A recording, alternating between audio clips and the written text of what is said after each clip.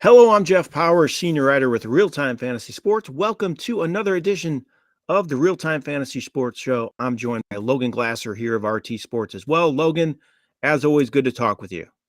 Yeah, thanks for having me on, Jeff. Conference Championship Week. Here we are. It is conference championship week for sure, Logan. So on today's show, we thought we'd do something maybe a little different. We want to go into our WagerWire postseason shootout, and we're going to look at the standings there, and we're going to go in depth on who we think has a good chance maybe to make a run, or the team that is winning. Can they hold on?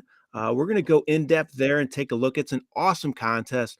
$100,000 is the champion. If you win this WagerWire postseason shootout, you win $100,000. Logan, it's an awesome contest. The leaderboard is a ton of fun as well. We'll bring that up here shortly and let yourself, but it's always so much fun to follow along with that big leaderboard during the playoffs, just to see where you are and if you can make a run. It's just an awesome contest, right? For sure. And it's unlike anything like it for the regular season where amount of teams still available. When we bring up, we talk about this like leaderboard and stuff, you'll notice all the teams have different amount of players still left. So some teams are going to have 8 players. Some teams have 7, 6, 5, all the way down. The majority of our teams have less than 6 players still alive. Dallas Yeah, definitely took a hit on a lot of lineups after week 1. for sure. So it's optimum, obviously, to have 8 players left, because that means if you're not familiar with the contest, you have to pick 2 players. You cannot pick more than 2 players from any one team. So you can't load your roster with Ravens or 49ers. You have to pick just 2 players from the teams you think are going to advance the farthest. So the teams that thought the Ravens and Chiefs and the 49ers and Lions would make it to the conference championship likely have eight players left. And I actually went through and looked at all the top 30, and I wrote down all the teams that still have 8 players left, and there are just 5 in the top 30 that have all 8 players left for the conference championship. So those teams definitely have a little bit of an advantage in my view, but I don't think you can count out those other teams as well, right? For sure, yeah, you can't count them out, especially the team in first place. Like for example, they have a 13-point lead, and like defenses and kickers, they might only get you a couple of points. So if you have 6 guys still alive, excluding those defenses and kickers, and you've got a little bit of a point lead, you can definitely hang on for sure. And as you mentioned, yeah, only 2% of all the teams have 8 out of 8 still alive. Only 2%. Wow, that's amazing. 2%. That's a And that's a then only low. 4.9 So have 7 out of 8. what's the math on that? Do you know? 2% out of what So would there's about 2,000 teams. So about, what would that be? 200? Or no, that would be 20. 20? 10% of 2,000. Oh no, you're right. I guess around 200, 400. I don't know. Math's not our strong suit, right? Regardless, but we're going to get into that here shortly. But also, we are going to go over every game this weekend. They should be very exciting. So we're going to look into the games in depth. We're going to give you a fantasy player we're like. We're going to talk about maybe some pick 'em plays we like too, and then go over the lines too. So we're going to talk about the over under and if they can cover the spreads. The games last week were great, Logan. Before we move on to the upcoming week, we can recap the games a little bit as well. But those games last week, and all of them but one were not a blowout.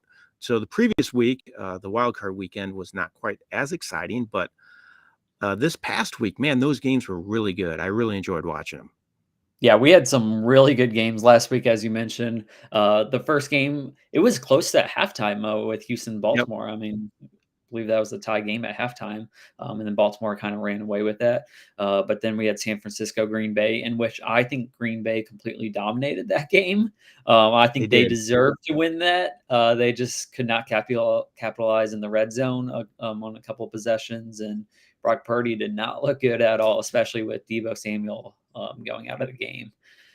So Green Bay, I think, deserved to win that game. 49ers somehow pulled that out. And then we had Detroit, Tampa Bay. That was another game tied around halftime. Detroit scored 2 touchdowns to kind of take a lead Do we want to talk about the timeout that Tampa Bay didn't use? Did you see Oh that? my, what was that all about? That was weird. Just a weird situation. Even Detroit did not handle the clock well. I guess they took for granted they weren't going to take a timeout, so they didn't even run Yeah, the play clock all the way down before kneeling. Like just a weird situation. I don't it's understand what was wild. going on there. They took knees with 20 seconds left on the game clock What with the that, heck? and you have to take that timeout if you're Tampa Bay. Is what would have been a 49-yard field goal, and it's Yeah. Tampa Bay's just got a brand new kicker, Riley Patterson. They dropped him a couple weeks ago, so they got Michael Badley in there. You have to take that. Yeah, I don't understand what's going on there. The time management in the NFL is always a thing that baffles me. The head coaches, you think they would be better at it. They should. I mean, most of them do have somebody in their ear that's just their job to help them with the time management. But it sure seems like they don't take advantage of it. I mean, Mike McCarthy's terrible at it. I mean, this past weekend was not a Yeah, good situation. It just seems to be an epidemic in the NFL. It's not good. sure is. Yeah, you think you'd have the entire offensive coordinators up in the booth and special teams unit just screaming at them to call Yeah. timeout, but did not. And the funny thing is, one of the best in all of the NFL, in my opinion, at time management was Michael. He knew what he was doing when it came to timeouts and even penalty situations, when to decline and when to accept. But he was a master at it. I guess he probably learned that from Bill Belichick all those years. But he got canned, and I don't know if he'll be out of work too long. But he was one of the best, in my opinion. I thought he was just a tremendous coach when it came to time management. Yep, for sure. All right, Logan, let's get into the postseason shootout now before we get into these games. So, if we could bring up the leaderboard of that, and we'll take a look at that and let everybody know how it is going. So, currently, right now, the team in first place is TJ Haushmazili. So, I'm assuming it's a play on TJ Haushmanzada.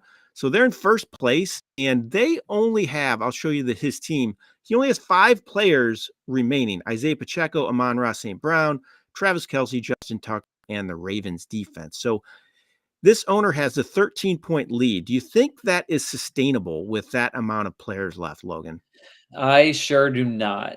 So if you click on Yeah. his lineup again, when you look at his roster, he had 2 Green Bay Packers, which is the reason why he's up this high, Jordan Love and Aaron Jones. He's one of only 2 teams in the top 25 that had that stack. If Green Oh, Bay really? beat San Francisco, I think he would win this entire contest. So I think that cost him $100,000. San Francisco beating Green Bay with that. And you also notice that he does not have Christian McCaffrey on his team. He's got no 49ers.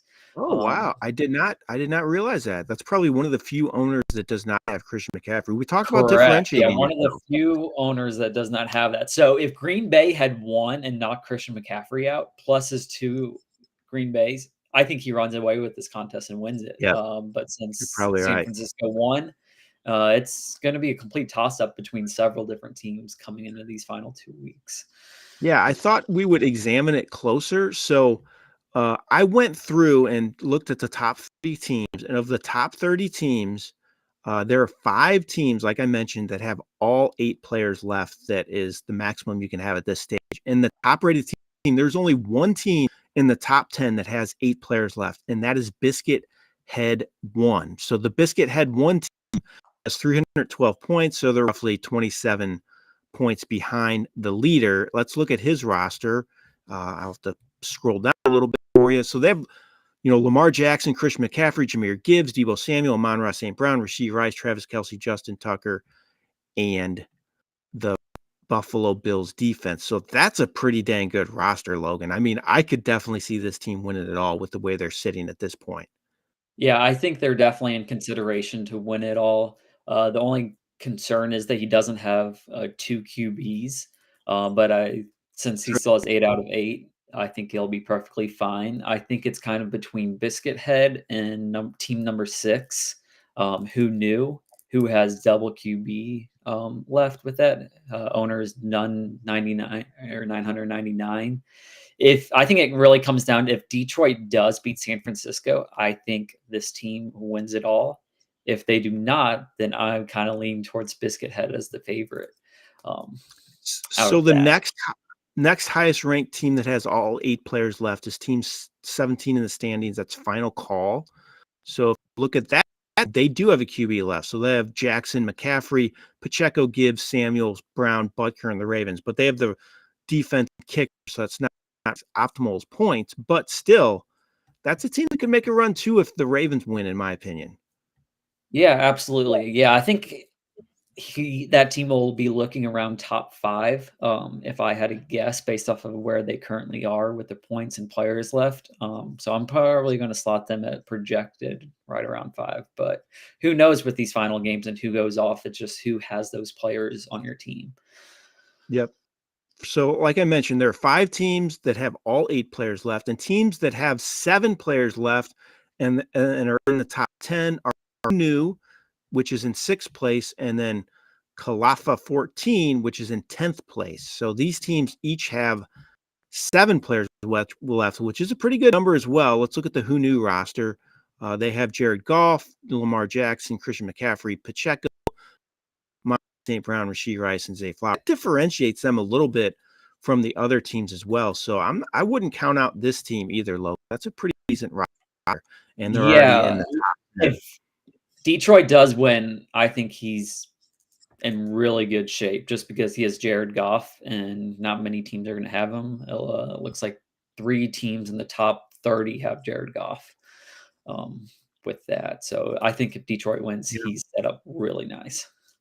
And the other team with 7 players left in the top 10 is this Kalapa team, which has Jared Goff as well. Then McCaffrey, Pacheco, Amon-Ra, St. Brown, Kelsey, Tucker, and 49ers. So I'm not sure they can catch other that has 7 players left. That'll be tough. But if Detroit wins, that owner could be in good shape as well, in my opinion. Yeah. Another thing to point out about this is if you do a search on Patrick Mahomes, he only comes up on 2 teams in the top 100. 2 Wow. teams. What is the highest And ranked team? so team number 42, Ted Williams, is the highest team with Patrick Mahomes in his lineup. Ted And if Williams. yeah, number 42. If they Okay. do beat Baltimore, I mean, you're going to have 4 games out of your QB where no one else is going to have that. So Yeah, interesting. They he have a lot of will 49ers definitely as finish, I well. think, in the top 10 with that if Patrick or Kansas City does beat Baltimore. But it just surprises me because now they've played 2 games. Again, he hasn't put up many points. He's only had around 20 points for each of the games. But still only 2 teams out of those top 100 to have Mahomes. It speaks So, about how good the QBs have been on other teams, yeah, but still. that's true. Very true. Yeah, his numbers have not been great in the playoffs, unfortunately, Patrick Mahomes. So I also looked at teams that had 6 players left and are in the top 10. There's actually 4. So Blue Tent Warrior, which is in 2nd place, has 6 players left. One Shot Kill, who is in 5th place, has 6 players left. The Sleeper 3 has in 7th place has 6 players left, and then Foosball for the 9th place. So let's look at this Blue Tent Warrior team, which has 6 players left. That's a decent amount. Christian McCaffrey, Pacheco, Gibbs, Amon-Ra, St. Brown, Kelsey, and Tucker. So 2 Chiefs, 2 Detroit Lions, and then not two 49ers, though. So he's split there a little bit. So I guess he needs a Chiefs Lions Super Bowl to maximize his numbers there. I mean, he could still have a decent showing, even though he doesn't have as many as 8 players left. I think that this team could still finish top 10. Yeah, What do you think? absolutely. So the Team one, number 9 is yeah, Foos, who won the TFC last year, our first ever $500,000 winner. Sitting in 9th, as you mentioned, with 6 players. I don't think he's going to hang on to the top 10 based off his remaining of his lineup, but never yeah, know. But you can see here he has McCaffrey, Pacheco, Brown, Kelsey, and Tucker left, and then the 49ers defense. But Foos is a great owner. He knows his stuff, and definitely not surprised to see him up here in the top 10 at this stage. So, Logan, that's our postseason shootout. standings at this point. Anything else you want to add before we move on? Anything else stand out to you? Nothing really, nothing else, but it's wide open. I think there are several teams that still have the possibility of winning this. Again, we're at the point now where it's going to become impossible for some teams to win just because of other teams having the exact same players and ahead of them in the standings. But there's still probably 20 to 30 teams that definitely have a shot to go and win this contest. For sure. It's a great contest, as always. Give it a shot. It's so much fun playing these postseason contests if you've never done it before. And you got a chance to win a lot of money as well, $100,000. It's just an awesome contest. We are so happy to have WagerWire as our title sponsor as well. We just launched WagerWire action on our site as well. You want to talk about that real briefly before the games? Yeah, for sure. If you actually want to bring it up, you could if you want to share the screen with that. So if you go under the daily tab, go click on the RT Sports logo. Okay. You might have to go to rtsports.com. Yeah, you're right. If that's too much, I can just kind of explain. But No, yeah, it's okay. I'll go through it and then go to pick 'em. Yep, go to pick 'em. Yep. And this is really cool. So if you click under where it says either buy plays or under the marketplace, you can go ahead and look for picks that are up for sale. So these are picks posted by other users where you can go ahead and buy these with that. Sometimes you're going to see really good odds. Sometimes you're not going to see the best odds with it. But it's basically a great way to hedge out your selections. So whenever you get a pick, so if you scroll down a little bit, you'll see the third one down is Zay Flowers and Rashee Rice at 3.2 times. So instead of just getting 3 times your money on that pick, you're getting a little bit more, and someone else is kind of hedging out of that. So it's definitely a great way to maximize your money with these pick'ems by buying other people's selections. So it's definitely a way to make more money. And if you're a user and you have one that hits correctly, it's a great way to kind of hedge out and ensure a profit with that. We've seen a lot get sold over the last 2 weeks. So it's a really, really cool feature. It is for sure. And we're even talking about, we haven't done it yet, but implementing it into fantasy games as well. So you can maybe buy teams at some point. So hopefully that happens with WagerWire. For sure. Like yeah, we're hoping to have that for next year with that. So like say you have a best ball team and you're sitting in 10th place after 7 weeks. You can actually list that team for sale and someone else can go ahead and buy that team and take control of that team. And it'll be a really good way to kind of ensure a profit for you, and other people can kind of get in their back into the race if their teams have been eliminated with that. Awesome. So again, take advantage of that. Go to rtsports.com. You can click on that daily tab and see everything we have to offer on there. All right, Logan, let's get into these games now, and we can break them down. The first one on the slate is the not the 49ers. It is. It's the Chiefs-Ravens game. I'm sorry. That's a game that is 2:00 Central time here. Ravens are favored -3.5. That's kind of moved. I've seen it at -2.5, but now it's -3.5. The over/under is 44.5. So let's talk about that first. What's your thoughts on that line? Do you think the Chiefs can cover that? Do you think they can win outright? What are you going with? So I think my favorite play for this game is going to be with the under 44.5. I think both these teams have really good defenses. Chiefs offenses kind of struggle a little bit. Chiefs defense is really good against the pass. It's really going to come down to Baltimore's rushing, I think. But I do think Baltimore does win this game. I think I would take them -3.5. But favorite play is the under in this game, under 44.5. So I'm going to disagree with you and say I'm going with the Chiefs. I think they're going to win this game. It's going to be a close one. I just love the way they're playing. I love their experience. They've been to this championship game so many times that I'm just going to go with them. I agree with you, though. I might go with the under. It's right in the middle, that number. You know, it's not too high, not low. It's kind of a tough one to gauge, but I could see it being under that, maybe 24-20. That cuts it really close, but I could see it around that, or 24-17. So I think it's going to be a close game again. And I think the Chiefs win, though. I think they're going to go on the road and win. I just love the way they're playing right now. It's going to be a great game, though. I'm really looking forward to it. Yeah, I think both these It games will plays be out that way. very good in different ways. I think, yeah, as you mentioned, I do think this first game is going to be more defensive, and the second game is going to have a lot more offense.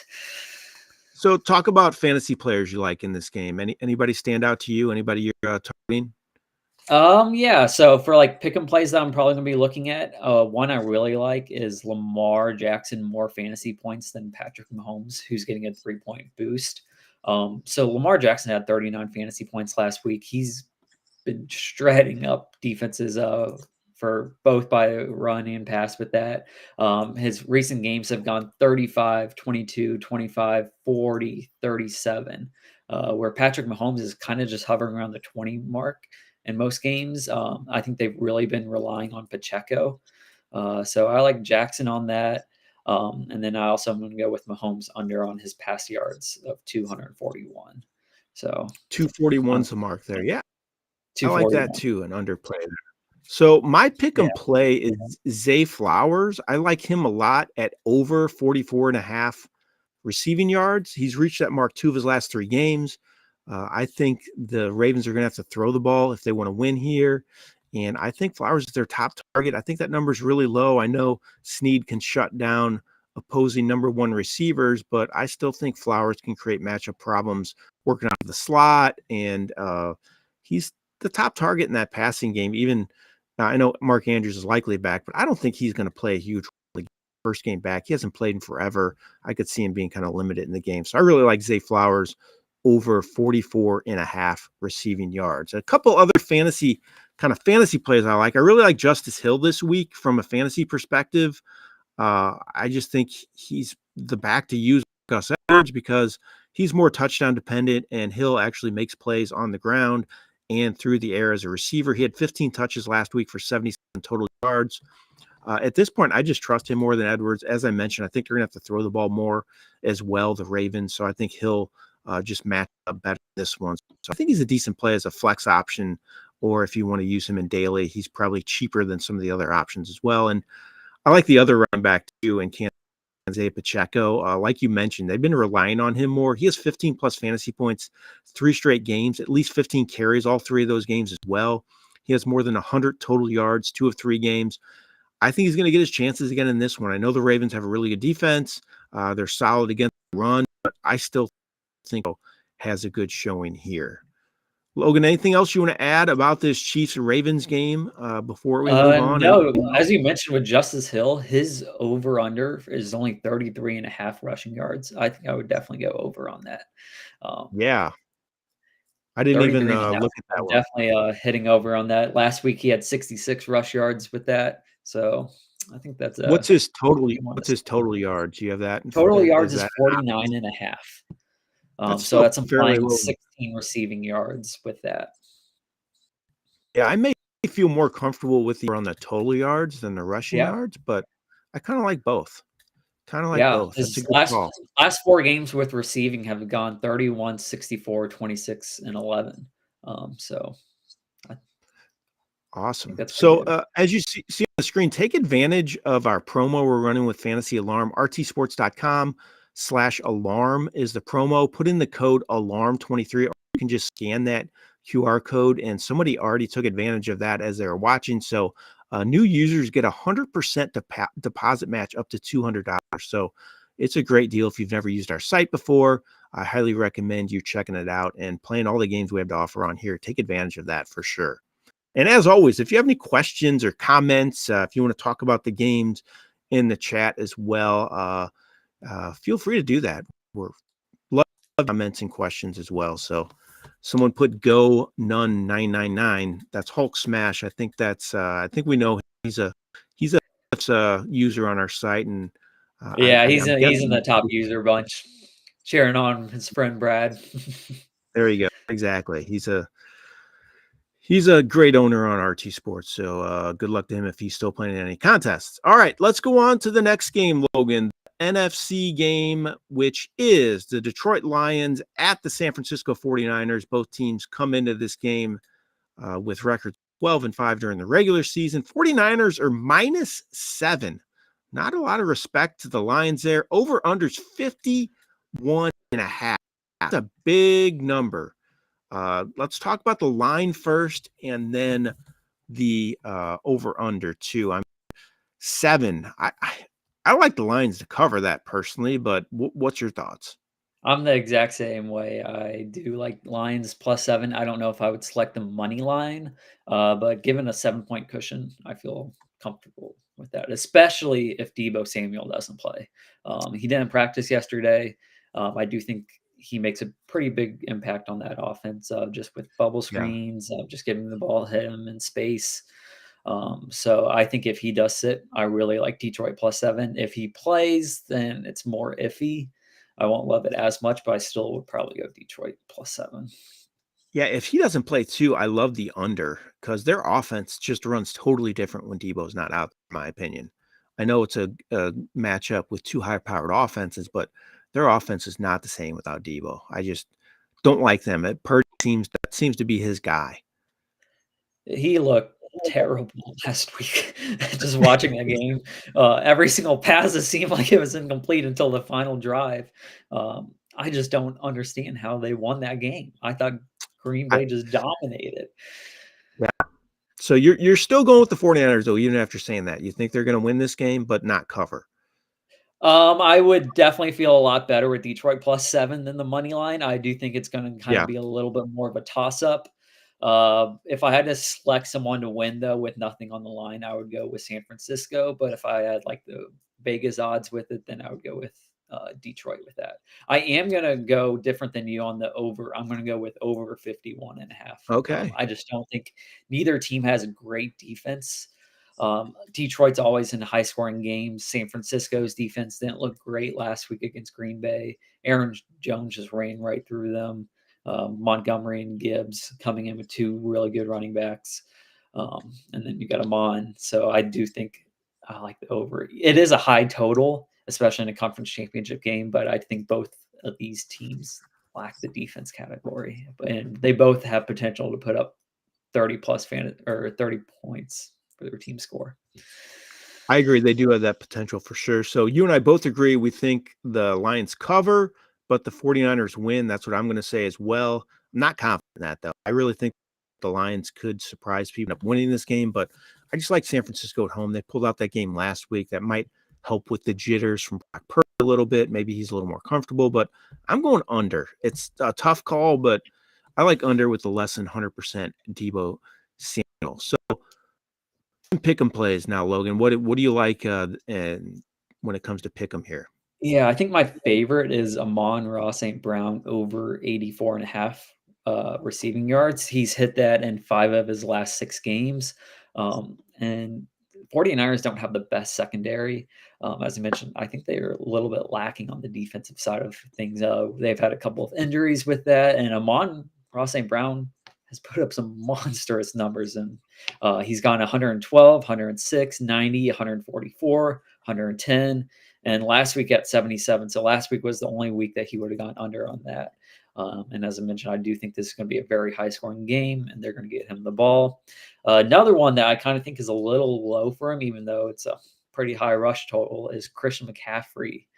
87.5 rushing yards. I think they're going to use him as much as they possibly can. He has hit this in 6 of his last 7 games.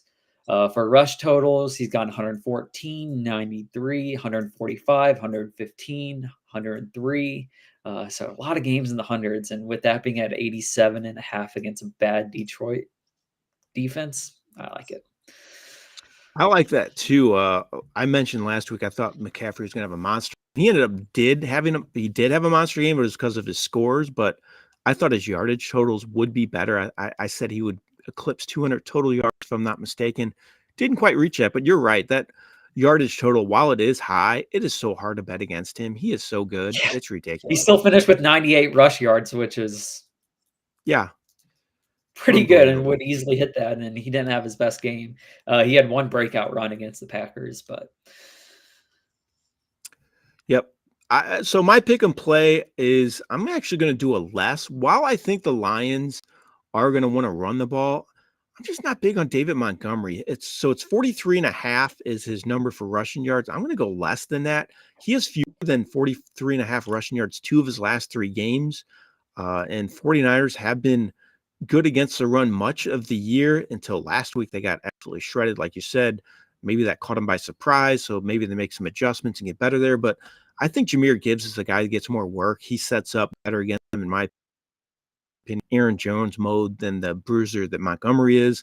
I could see the Lions also playing from behind in this one, needing to throw the ball more. So that means more Jahmyr Gibbs as well, since he's so good out of the backfield as a pass catcher. So I like Gibbs. I don't like Montgomery. So I'm going less than 43.5 rushing yards for Montgomery.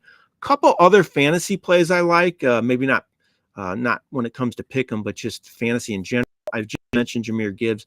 I think he's going to have a big game. He topped 100 total yards last week. He didn't even have a ton of touches in that game, and he still made some explosive plays. I'm looking for them to ball to him more often. I just think he makes that offense so much better. He has 16 plus fantasy points each of his 2 playoff games this year.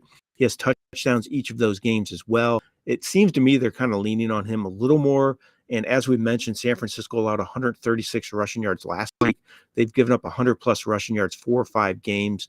And I think Gibbs matches up well here, and he gets more chances than Montgomery, which is why I'm favoring him in this matchup. I like Brandon Ayuk too. I don't know what the pick and plays are for him, but with Deebo Samuel banged up, even if Samuel plays, I don't think he's going to play a huge role in the game. I think he could be used more of a decoy, could be banged up a little bit. So I think Ayuk gets a lot of targets here. It's a better matchup too. I know last week we kind of thought when Samuel went down, Ayuk would go crazy, and he didn't do that. He didn't actually play very well. He had just 3 catches in that. But he was targeted 6 times. I like this matchup better. The Lions have allowed 5 straight 300-yard passing games. So I think Ayuk, I would take advantage of any low lines that he might have because of his down play last week. I think Ayuk's going to have a big showing in this matchup. Yeah, his pick'em totals 80.5 for receiving yards, which I think that does imply that Debo's not going to play, or at least projected Yeah. not to play with that total. I still would go over that. So even though you and I both are seeing high numbers with Amon-Ra St. Brown and Ayuk probably scaring people off, we still like the with those receiving marks. So I would go ahead and pick that if you're going to play pick them this week. Logan, anything else to add? 49ers and Lions game. I mean, it should be a good one. I don't know what's the weather supposed to be like. Have you seen anything? Last week it was rainy and I just think kind of weather's supposed miserable. to be fine this week. We did have some concerns last week with the weather and the rain. There's a slight chance of rain, but shouldn't be anything too bad with that. In Baltimore, any concerns there? It's time of There's year where likely rain, but again, it's just gonna be some drizzles kind of on and off there. It shouldn't be a huge downpour with that. So weather shouldn't be a too big of an impact this week. Temperature-wise, it's gonna be great for both games, 45 and 70. So should be a lot it's better kind of weather warm. than what we've seen the last couple of weeks with some of these games. Kind of warming up around here in the Midwest, and so I'm assuming it's moving that way as well. So that's good news. I enjoy a So good do you have snow a game and yeah? enjoy the coldness, but I mean it's brutal when it impacts the game like it did the last couple weeks. It's just I don't know if it's like I said, I like to watch it, but I just don't know if it's fair for these playoff teams. I just kind of wish Yeah, they for would sure. be in a When you're dome. spending hundreds and thousands of dollars on these Yeah, teams and you run into a snow game where you can't pass the ball and you have Josh Allen negative or 30 wind chill out. It's just brutal. I don't know, but I'm so glad to hear the weather's gonna be good this week. Go ahead, Logan. I'm sorry I cut you yeah, off. who are you selecting to win the Super Bowl if you had to go? Let's say you place a bet on a team to win it all. Who are you putting your money on? Oh man, I'll go Chiefs. What are the So Chiefs What do are you think? plus 325. So they've Okay, got the third odds for that. So triple your money with who's that. who's the top odds at this point? So 49ers are plus 140, which Okay, I don't know if I would be betting on that. Then you got not great Baltimore at odds. plus 200.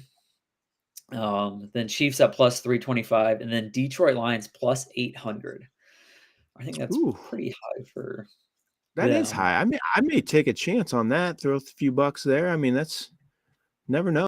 They got a good team and playing well. I mean, I don't think this matchup this week is that daunting, and I do worry about the AFC team. I think both AFC teams are kind of head and shoulders above the NFC. What about you? You have Yeah, a I kind of agree with that. But so there actually is, you can bet on potential matchups with that. And 49ers are a 1.5 favorites over the Ravens if they meet in the Super Bowl.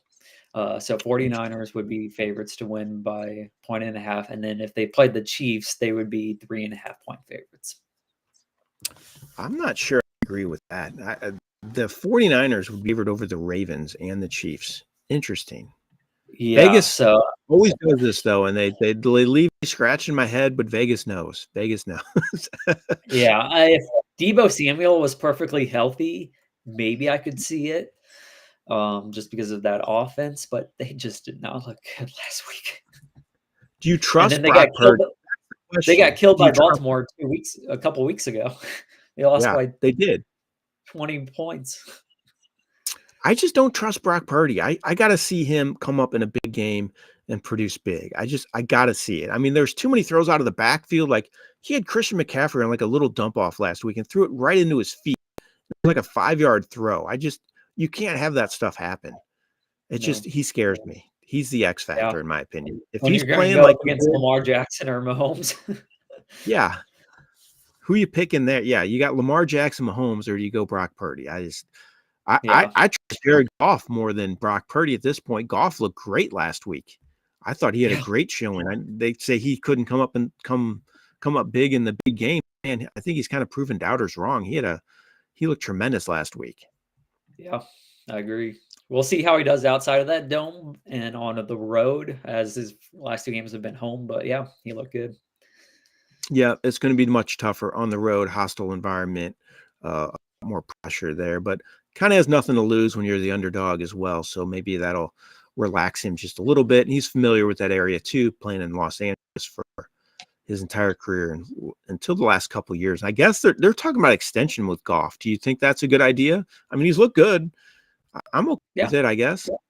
Yeah, I'm fine with that. I think Detroit makes the most sense for him to Yep. kind of stay there.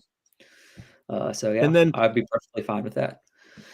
some coaching news too. I guess Brian Callahan got hired in Tennessee, right? I believe so, yeah. And then we got Jim Harbaugh. Jim Harbaugh to the Chargers. So let's touch on that real quick before we get out of here.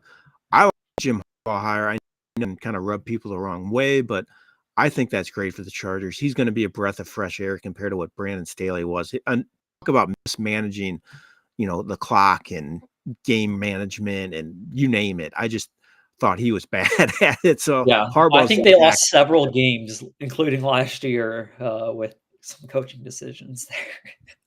Yeah, I think this is a huge upgrade for Justin Herbert and that offense. I don't know what they're going to end up doing at running back.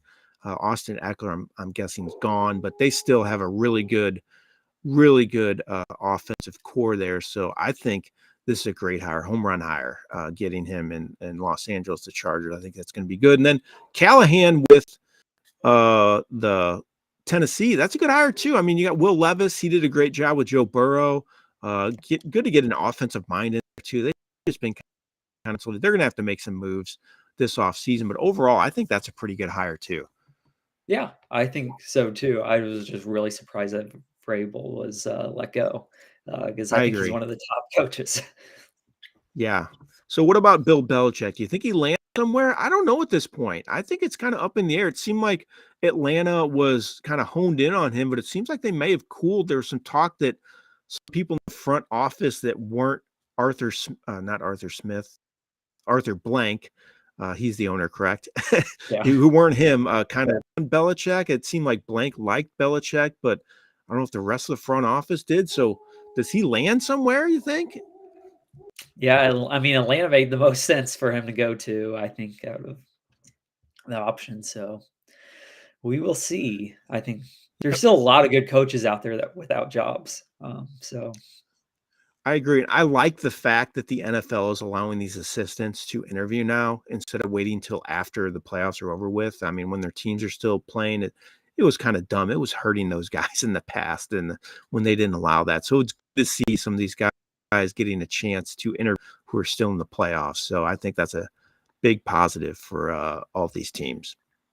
Yeah, for sure. Definitely helps them.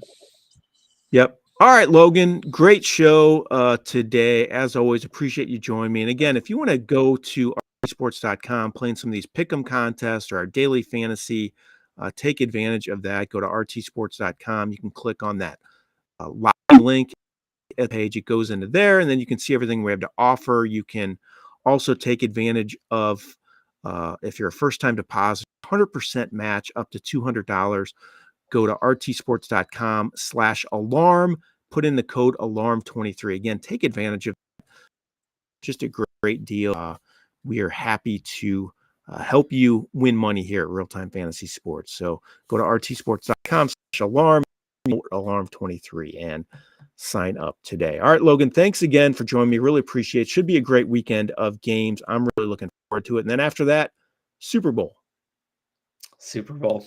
It's crazy. Super Bowl. Crazy. I can't believe the season's over with already. I mean, we haven't even talked about baseball at all on the show, but our games are open there too. If you ever want to sign up for baseball contests too, we have all sorts of different options. Best Ball Championship, Real Time Fantasy Sports Baseball Championship. We have big money games. We have best ball games. We have auction, you name it. We have a ton to offer baseball wise as well. If you want to start playing that.